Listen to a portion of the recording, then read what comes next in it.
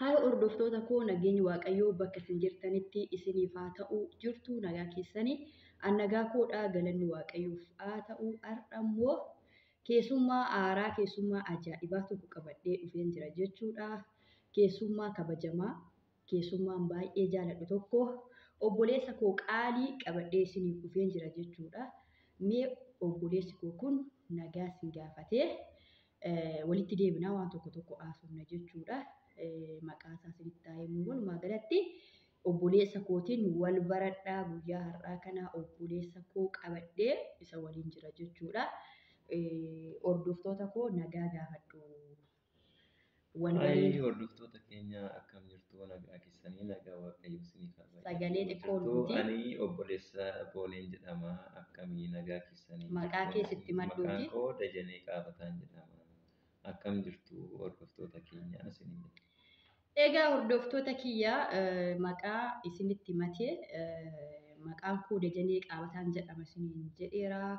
Obboleessa Booneetii isiniin jedhe jechuudha. Egaa obboleessi koo kun yeroo jalqabaaf fuula kaameeraaf aaraadha. Haa ta'u malee fataa'eetuma dubbachaa jira jechuudha.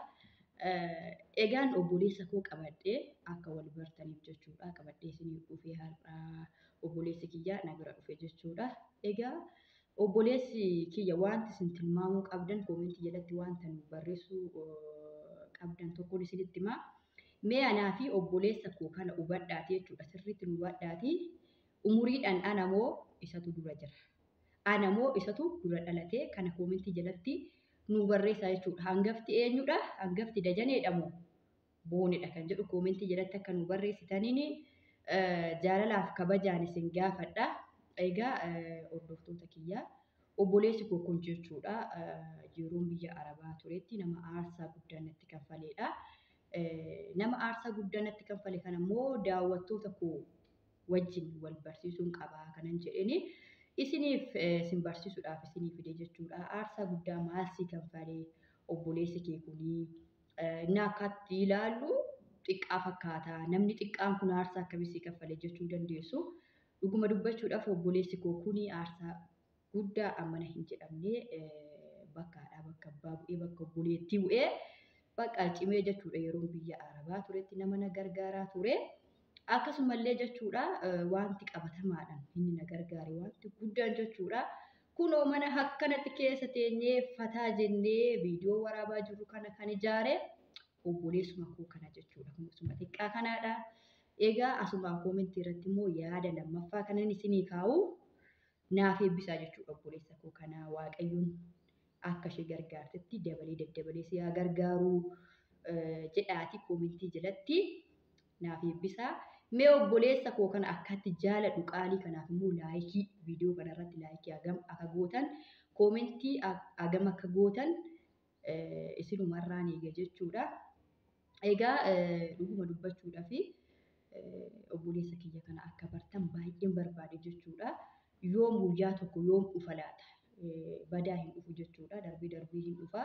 Yoom dhufa laa yoom viidiyoo wajjin hojjedhee daawwattoota koo kana barsiisa kan jedhu baay'ee yaadaa ture. Garuu akka carraa ta'ee har'a carraa argadhee isa waliin kunoo teenyee viidiyoo isinii waraabaa jirra.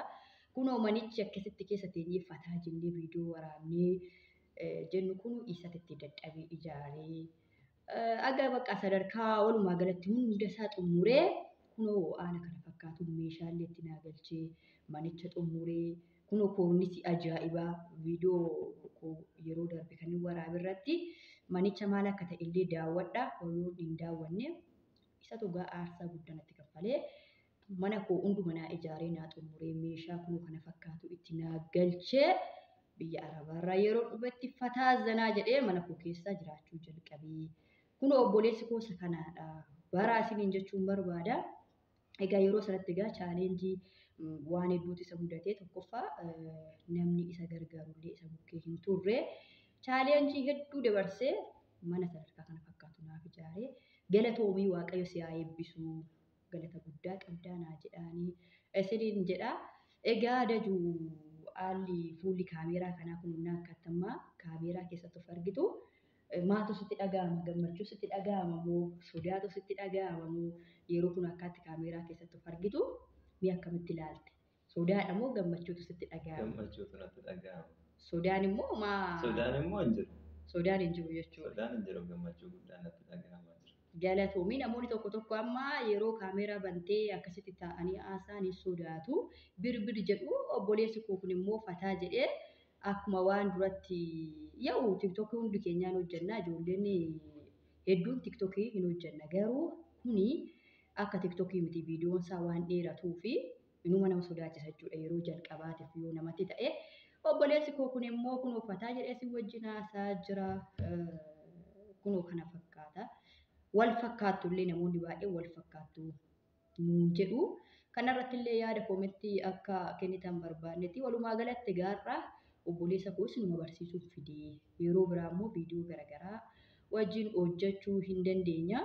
Akkamii yeroo biraa deebitee dhuftaa viidiyoo waliin hojjennamoo turtee baddee dhuftamoo mee yaada kanallee mee nuuf ibsi hordoftoota. Amma lafti ganna hojiinis xiqqoo qasqasiidha hin jiru garuu magaaluma keessa hiriyoota isaa wajjin illee deddeemutu jira.